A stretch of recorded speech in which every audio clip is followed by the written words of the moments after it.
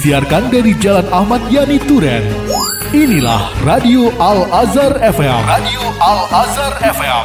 Sarana informasi dan dakwah. Sarana informasi dan dakwah.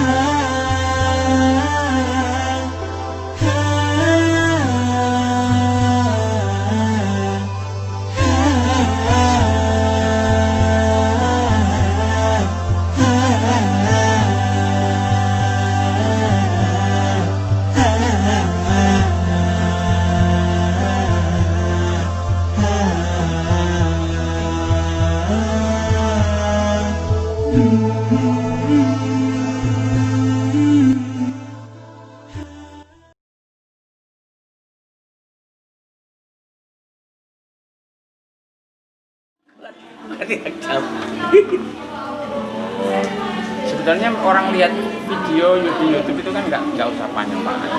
Iya.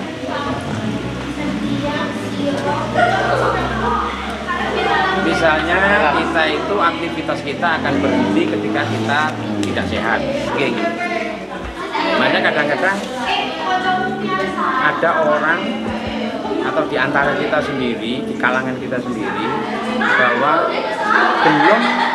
belum menjadi kebiasaan dalam kesehariannya olahraga. Termasuk mungkin dengan dewi ya, mungkin belum membiasakan diri untuk berolahraga.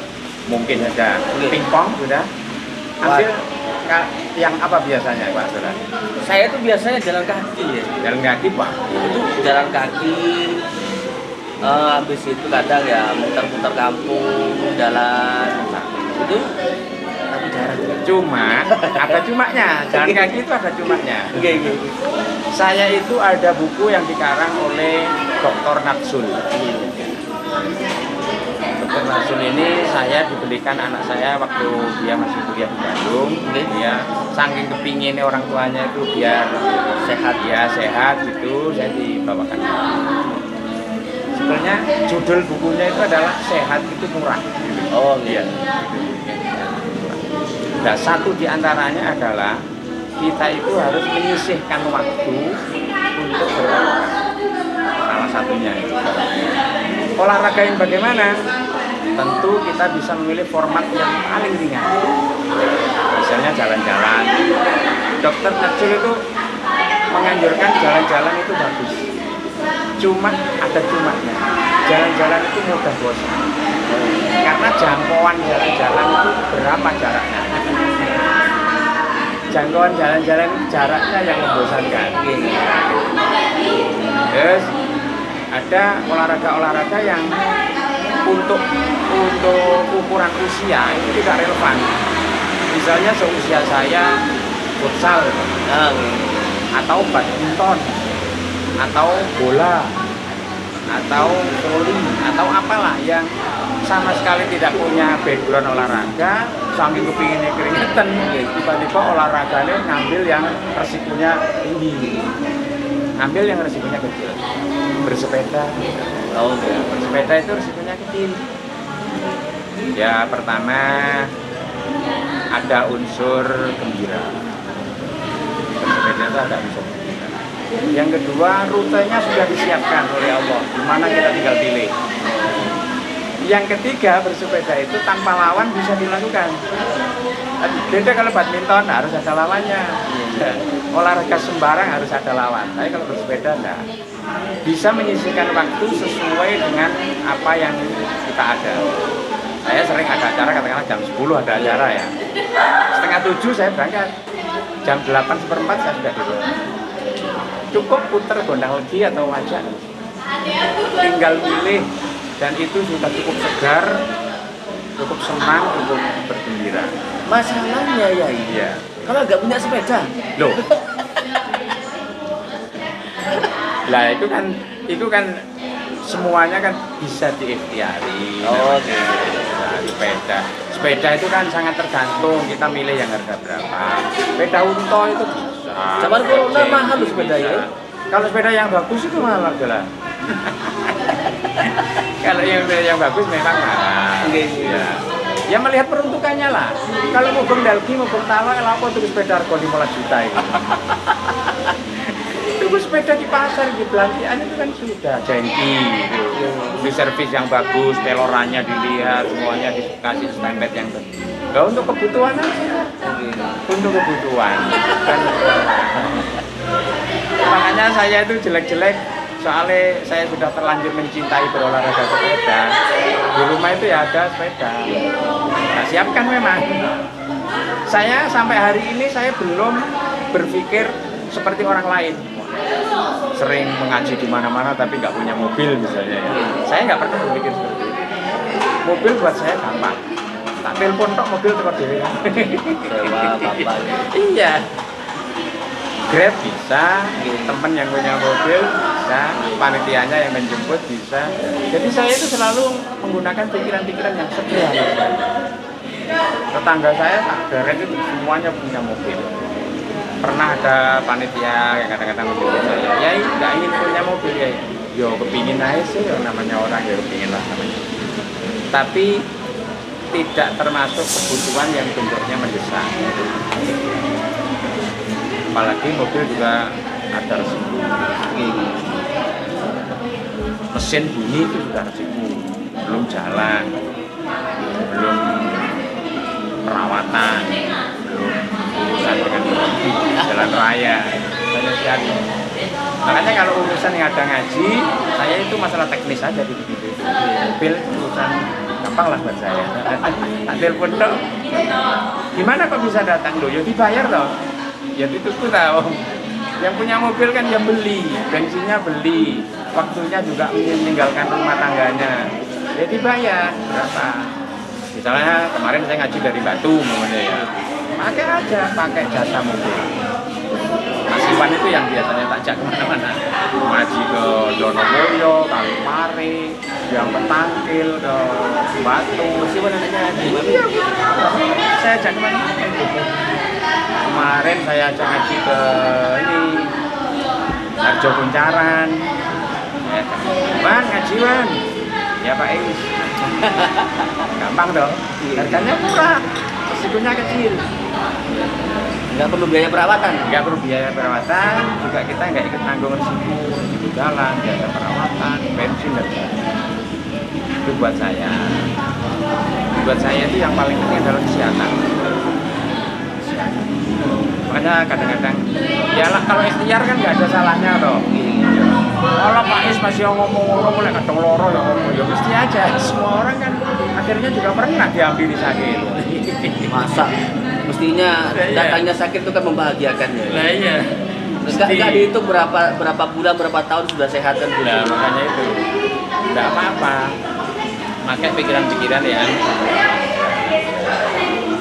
jangan yang sebetulnya tidak kuat tapi dikuatkan. Saya punya uang segini untuk uang mukanya sebuah kendaraan tertentu misalnya. Saya itu nggak pernah. Makanya saya nggak terlalu berpikir yang kenceng-kenceng banget urusan mobil itu. Masalahnya saya berpikir peruntukannya Mas Dola.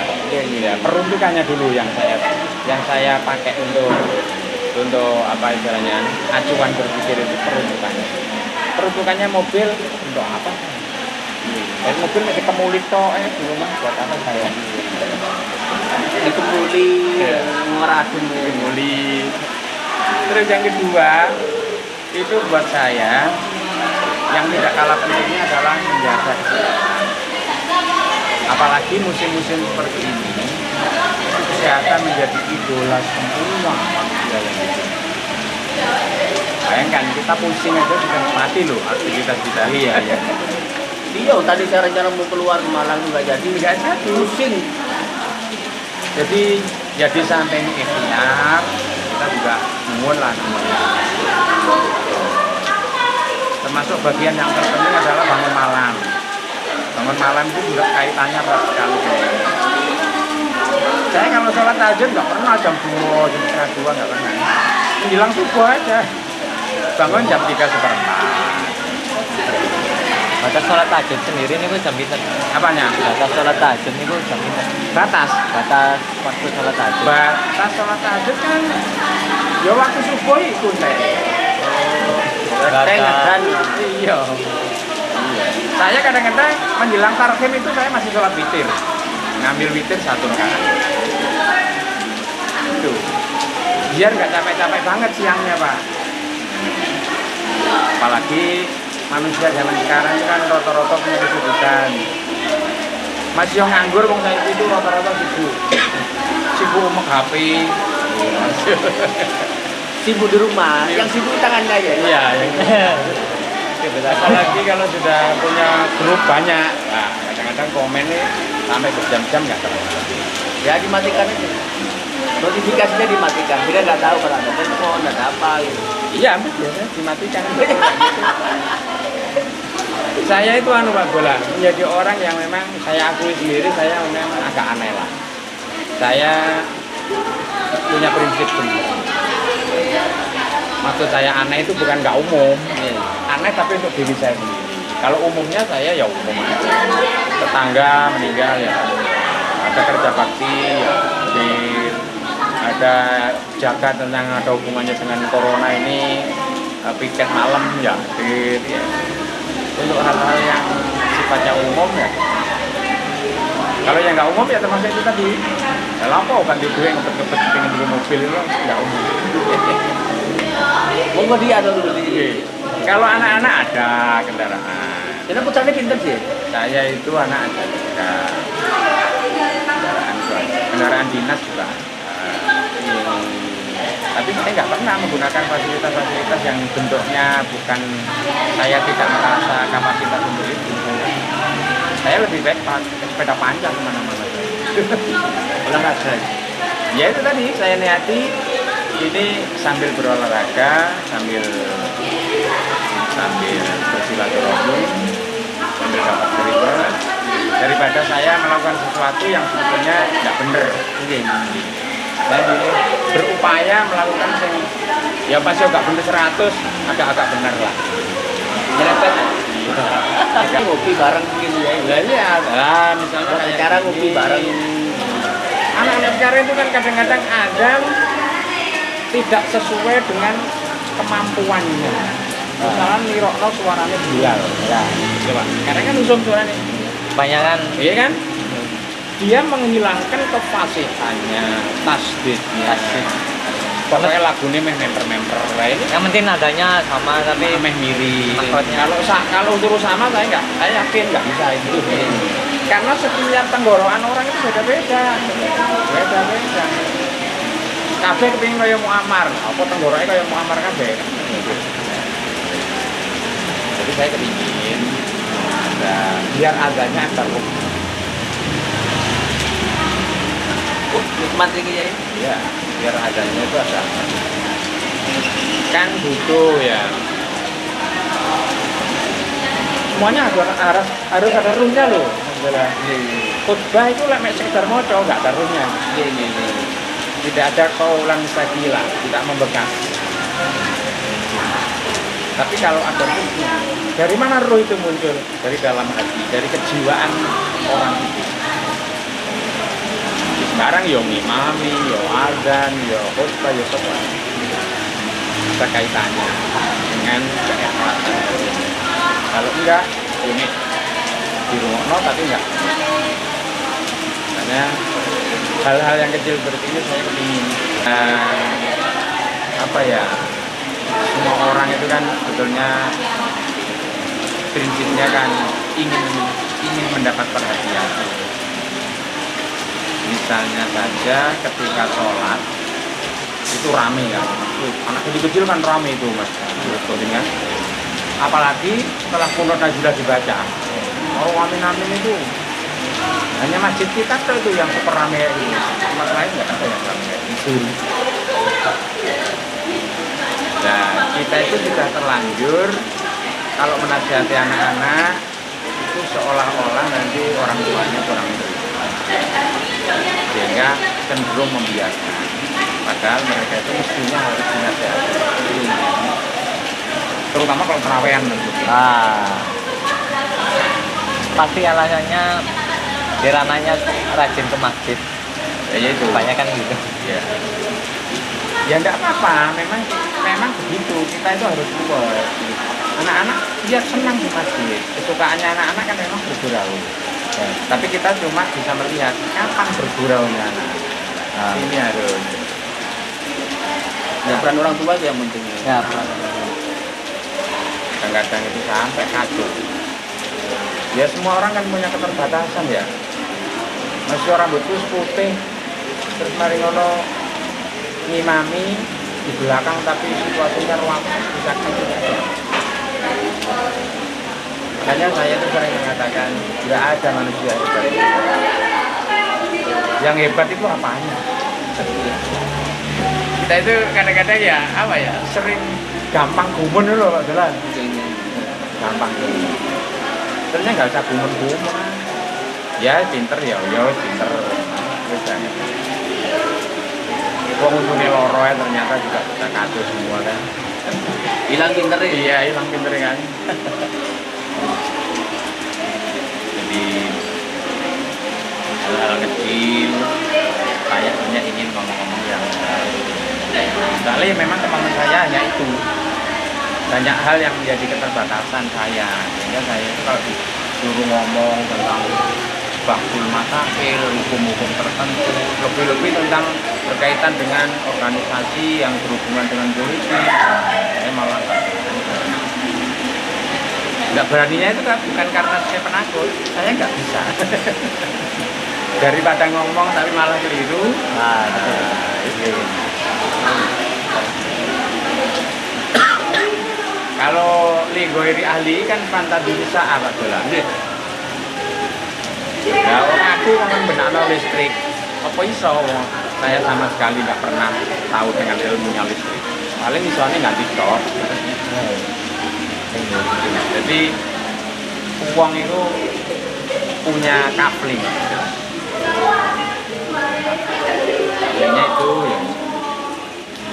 itu bisa istiqomah orang lain sebetulnya harus bisa melihat oh itu ternyata yang paling relevan di situ itulah ono uang itu yang pinter memang organisasi pinter kecerdasannya itu ada di organisasi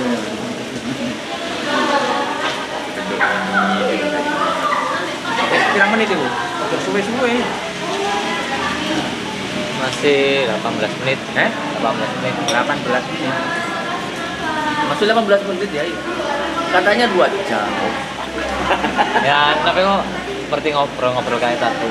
Kayak tadi tuh loh ya, jadi ayo Gak terpaku Iya. satu tema, nggih. Iya. Kenapa nggih? kayak tadi kan sudah muncul kan misalnya ikhlas. Ini kan tadi kan muncul loh tadi. Kemudian apa namanya? Kompetensi. Jadi setiap orang itu kan memiliki coupling. Itu kayak couplingan rumah gitu modelnya itu. Tiruan. Bahasa kita dalam ngaji itu biasa kita sebut dengan ini loh makom. Oh, Ya. ya. Makanya ada orang yang memang nyambut gawe itu nggak bisa. Nyambut gawe sembarang ya gagal. Tapi ternyata dia tekun dengan santri-santrinya ngajar ngaji, mau lakoni itu. Ternyata dia nggak pernah nggak makan. Dia ya selalu ada harus diajar. Wong mereka itu nyambut gawe ya dipaksa kamu nyambut gawe. Ya kan itu kan kadang jadi masalah kita juga ya. Jadi apa ya? Ya kalau kita mengajak kepada kiai-kiai lama kita kan kalau diruntut kan jarang yang kerja. Kiai-kiai lama Dan kita. sebetulnya itu esensinya kan kerjanya jauh lebih berat kiai-kiai kita zaman dulu itu. Belum ada orang kerja kiai sudah tani, mulang santri, uang durung lapo-lapo kayaknya harus ngedep santri, baca kitab, akhirnya lah, atau ibadah lah, tambur wafilin lah. Mereka masih tidur, belum pergi ke sawah, kiai sudah kerja duluan. Dari pagi sampai malam. Bahkan saya sempat ini deh ya, kalau kiai itu semestinya nggak kerja. Beda dengan nabi. Beda, nabi itu beda karena kan gimana? Nabi itu ya sebaik-baiknya makhluk. Jadi kan ada nih ya ceritanya, ada teman sahabat saya yang ya ngobrol lah. dia kan orang apa namanya praktisi ekonomi juga kan Kauman itu kan tidak memiliki apa nih nggak memiliki calon kiai lah dalam tanda kutip. Ya itu putra kiai ya aku tuh kepinginnya juga itu ya kerja pisan ya ojo lah sing kerja itu ya sampean sing urip itu ya sampean wong kerjane kiai itu ya apa timbangannya ada yang kerja orang belum kerja kiai sudah kerja lah tuhune iku yo mandine kan perkara iku lek kiai wis kerja kene nang kono salam templek didelok ngisore dhewe aduh ya sulit tambah dhewe. Aku senang usah dikasih salam template, wis sakit duit waduh ngasih oleh Tuhan. Tapi ya apa yang saya gambarkan itu bukan berarti menjas atau berkesimpulan, bukan loh ya. Oh, mboten ya ini kan memang apa namanya kan itu kan kita kan punya pendapat masing-masing. Artinya kan seperti itu kalau pikiran saya kan kalau jangan disamakan kiai itu atau ulama itu dengan nabi. Nabi itu umur 11 dia sudah berpesan kan ya jualan, dia berdagang, ini jangan disamakan. Nabi itu mendapatkan wahyu dari Allah secara langsung. Nah kalau kiai beliau belajar, nah belajarnya itu butuh waktu yang panjang. Nah kalau belajar disuruh bekerja, rasanya sulit. Nah, memang perlu kita itu istilahnya mensupport kiai-kiai muda supaya terus konsisten dengan baca kitabnya, dengan tolak ilminya. Makanya kiai-kiai zaman dulu itu saking sibuk oleh ngereken umat sampai nggak kooperatif kali sembarang-barang. ya saking asiknya sampai nggak sempat kerja. Makanya kalau ketemu kiai kerja apa ya ini pertanyaan itu nggak pernah muncul kan. Kiai saat ini jenengan kerja nopo. Paling kalau punya lahan pertanian saat ini nandur nopo yai. Jadi nandur kan santri-santri karyawan itu bukan kiai malah nggak tahu.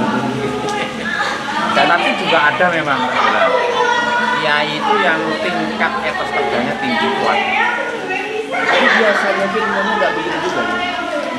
Biasanya ketemu beberapa orang kiai yang beliau itu dalam tanda kutip keuangannya itu bagus karena etos kerjanya bagus. Rata-rata ilmuannya juga nggak sehebat yang tekun dalam belajar. Saya membandingkan seperti itu, gitu. Tapi nggak tahu juga. Mungkin panjenengan lebih banyak tahu. Tapi setahu saya, selama ini saya ketemu sama kiai-kiai yang justru malah yang dia tekun belajar, dia malah terus tadi, jadi nggak sempat berpikir untuk bekerja. Dia sibuk dengan pelabur ilmu, sibuk dengan mengajar. Itu keilmuannya jauh lebih hebat ketimbang kiai-kiai yang memang karena terpecah ya. Kaplingannya harus pecah. Mestinya kaplingannya kegerisi, tapi kakek kapling. Paling tidak imbang lah. Kaplingannya agak. Kalau melihat ini ada saya pernah baca ya apa itu ikmal lidunyaka ka'annaka ta'isu abadan wa'mal li akhiratika ka'annaka tamutu. Berarti ya kerja itu memang ya bagian dari hal yang tidak bisa terpisahkan. Tapi walaupun begitu kita juga masih bisa memilah. Kalau kesibukannya itu jangan dipaksa untuk kerja yang lain karena memang itu yang lebih cocok, lebih relevan. Justru itu yang dia dapat rezeki itu yang ngatur kondisi apa. Misalnya ada seorang mau balik diundang kayak pengajian, waduh lah aku saya ini sih roges tak gua deh kayak gitu loh misalnya kan. Saya ini jamnya jam roges tak bu ini bukan jam ngaji balik misalnya. Iya repot aja. Iya. Ya biar dihandle oleh orang-orang aja, biar orang-orang juga ada yang dapat rezeki kan sama kan. Nah, pikiran-pikiran saya itu pokoknya sederhana gitu kok Mas. Makanya saya itu ada kesan nggak ada kemajuan. Kesannya saya itu nggak ada kemajuan. Capis kan dia semuanya bukan kemajuan. Memang orientasi saya bukan itu dulu. Orientasi saya itu dulu setelah nikah ingin keturunan, ingin mengantarkan anak-anak sampai cukup ilmu. Dasar saya adalah wal yakhshal ladzina law taraku min khalfihim dzurriyyatan bi'afan khafu 'alaihim falyattaqullaha wal yaqulu qawlan sadida. Cuma itu aja dasar saya. Jadi betapa sakitnya ketika orang tua meninggal dunia tapi anak yang ditinggalkannya terbengkelai. Ya ilmunya, ya akhlaknya, ya kecerdasannya, ya keterampilannya, ya hablum minan nasnya dan seterusnya. Makanya saya itu dulu agak sedikit fokus ketika anak-anak sekolah itu. Saya mulai dari apa istilahnya tingkat yang paling bawah, dari TK, SMP, sampai. Tapi alhamdulillah anak-anak saya ketika cita-cita saya itu bisa dibilang doa saya dikabulkan. Jadi usulnya udah toko mobil, kredit sepeda motor, bangun rumah. Ya pokoknya saya waktu panas gak kepanasan. Waktu hujan saya bisa berteduh di rumahku walaupun jelek. Dan itu saya rumah juga gak beli karena peninggalan dari mertua. Menurut saya itu orang paling enak. Orang paling enak aja. Setelah itu anak-anak sekarang sesuai dengan keilmuannya ya aktivitasnya sudah berjalan. Itu yang menyebabkan saya agak sedikit kepingin fokus di masjid. Itu. Setelah semuanya sudah. Iya, saya alhamdulillah merasa bersyukur bisa mengantarkan anak-anak saya sampai ke jenjang yang saya inginkan. Saya agak fokus sedikit lah ke masjid ya. Asar kadang-kadang ya nyelakno sama maghrib. Termasuk saya diamanati untuk ngimami itu bukan keinginan saya Pak Bel. Terlalu berat buat saya. Saya itu Fatihah aja masih perlu belajar. Jadi tiba-tiba ya apa ya semacam dapat amanat begitu. Ayo Pak Is maju. Seperti khutbah itu. Khutbah itu Mas Gobin saya itu maksimal saya muadzin Bilal lah. Itu maksimal cita-cita saya muadzin Bilal. Sampai iya. Karena merasa banyak sekali keterbatasan ya.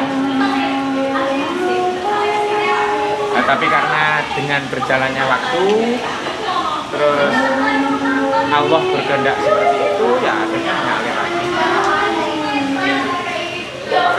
jadi bang ada yang maju nggak punya kapasitas kan ya lumayan lah. Makanya saya itu misalnya kurang 5 menit tiba-tiba hotelnya nggak datang, saya disuruh maju itu loh ya. Pak Is sebutkan bahan siap. Kenapa? Saya menyiapkan diri saya dan itu tak tirakati, bukan ngawut-ngawutan, bukan cerdas, bukan apa. Saya berdoa khusus, saya tirakati, saya riyadoi supaya hal-hal yang seperti itu tuh saya diparingi. Hanya saya kalau khutbah itu biasanya jarang saya menyiapkan sekian hari sebelumnya saya judulnya apa gitu. Kalau yang judulnya sulit-sulit seperti canggih-canggih zaman sekarang itu saya nggak bisa.